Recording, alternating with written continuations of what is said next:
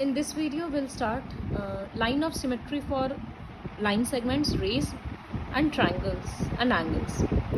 So, first question is not important. How to do second question? It is check if the dotted lines are the lines of symmetry of the given line segments. ये dotted line जो है, क्या ये symmetric line of symmetry होगा?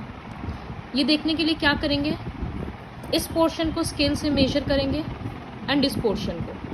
अगर दोनों का equal length होगा तो ये लाइन ऑफ सिमेट्री है, अदरवाइज नहीं है. उसी तरह से इसमें इस पोर्शन को और इस पोर्शन को स्केल से मेजर करो, इक्वल होगा तो सिमेट्री है, अदरवाइज नहीं है. Now coming to question number 3. इस तरह का क्वेश्चन ब्रेन टीजर्स में भी है एंड ये काफ़ी इंपॉर्टेंट भी है. So let me draw the figure in the copy.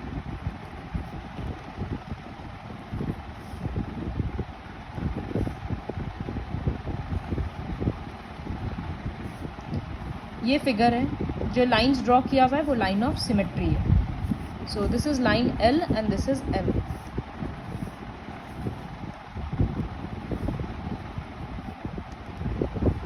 Line L symmetry है एक्स वाई का. एक्स वाई का मतलब सिमेट्री होने से एक्स ए और ए वाई इक्वल है. तो एक्स ए को 4 सेंटीमीटर दिया है तो ए वाई भी 4 सेंटीमीटर होगा. लिख देते हैं ताकि इजी होगा कैलकुलेशन में. और वाई जेड को मतलब इस पूरे को 6 सेंटीमीटर बोला गया है. और एम सिमेट्री है वाई जेड का. इसका मतलब ये पोर्शन और ये पोर्शन इक्वल है तो 6 का आधा 3 और 3 हो जाएगा. ये लिखने से ही सारा क्वेश्चंस बहुत इजीली सॉल्व हो जाएगा. यहाँ बोला है find A Y. A Y तो निकल गया, A Y equals to 4 centimetre. अब बोला find Y B. Y B भी हम लोग लिख चुके हैं 3 सेंटीमीटर. और find X Z. X Z मतलब पूरा, तो 4 + 4 8, 8 + 3 + 3 14 सेंटीमीटर. सिर्फ लाइन ऑफ सिमेट्री से क्वेश्चन हो गया. फोर्थ क्वेश्चन है find the line of symmetry of the following angles on different sheets of paper. तो उसके बदले हम लोग क्या करेंगे, 60 डिग्री प्रोट्रैक्टर से ड्रॉ कर देंगे. अब लाइन ऑफ सिमेट्री कहाँ होगा, 30 डिग्री पे. तो फिर 30 डिग्री प्रोट्रैक्टर से मार्क करेंगे और डॉटेड लाइन से मैच कर देंगे. इसी तरह से 150 डिग्री ड्रॉ करेंगे और 75 पे कर देंगे. फिर 45 ड्रॉ करेंगे एंड 22.5 पे डॉटेड लाइन. नेक्स्ट ये क्वेश्चन है, एक एंगल ड्रॉ कर दिया गया है, पूरा 80 डिग्री है और ये लाइन ऑफ सिमेट्री है, यहाँ पर x है. तो लाइन ऑफ सिमेट्री है तो पूरा 80 है मतलब एक एक पार्ट 40 और 40 होगा, तो x का आंसर 40 डिग्री. इसी तरह से दूसरा वाला में पूरा एंगल x से निकालना है और ये एक पार्ट 55 है. एक पार्ट 55 है मतलब दूसरा भी 55 होगा, तो पूरा x कितना होगा, 55 + 55 110 degree. Coming to the sixth question. Sixth question में एक ट्रायंगल दे दिया गया है.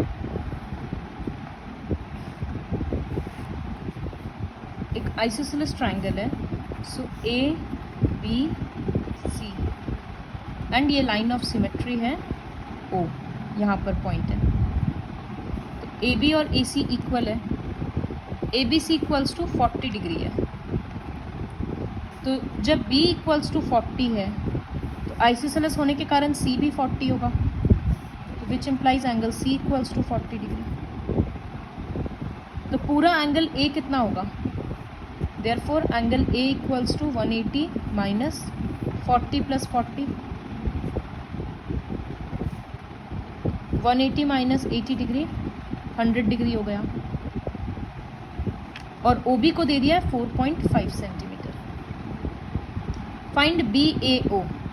बी ए ओ मतलब ये. तो पहला क्वेश्चन, एंगल बी ए ओ कितना होगा, पूरा एंगल ए का आधा होगा क्योंकि वो लाइन ऑफ सिमेट्री है, तो 100/2 50 डिग्री.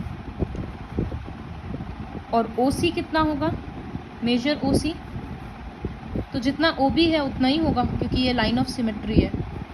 तो बी वाले में लिखेंगे O C equals to O B equals to 4.5 centimetre. Reason क्या होगा? Because the dotted line is the line of symmetry. Question number 7 है, draw the lines of symmetry for an equilateral triangle. So एक equilateral triangle के लिए symmetry कहाँ होगा? सारा 60 degree है, तो सारे एंगल्स के बीच से एंगल बाइसेक्टर सारा सिमेट्री हो जाए, लाइन्स ऑफ सिमेट्री होगा उसके लिए। ये होगा। क्वेश्चन नंबर 8 है कि क्या स्केलिन ट्राइंगल में लाइन्स ऑफ सिमेट्री हो सकता है? तो स्केलिन मतलब कोई भी साइड इक्वल नहीं है। तो जब कोई भी साइड इक्वल नहीं रहेगा तो हम लोग डिवाइड किस तरह से करेंगे? जैसे यहाँ पर ये पोर्शन इससे इक्वल है, ये इससे इक्वल है, और ये पूरा साइड इस पूरे साइड से इक्वल था। सपोज ये एक ट्रायंगल ड्रॉ किए इक्विलैटरल, इस तरह से एक लाइन ऑफ सिमेट्री ड्रॉ कर दी है। तो यहाँ 30-30 हो गया। इक्विलैटरल है ना, तो सपोज ये 6 और 6 है, तो ये दोनों साइड भी सेम है, और ये 3 और 3 हो गया। तो इस वजह से यहाँ सिमेट्री था।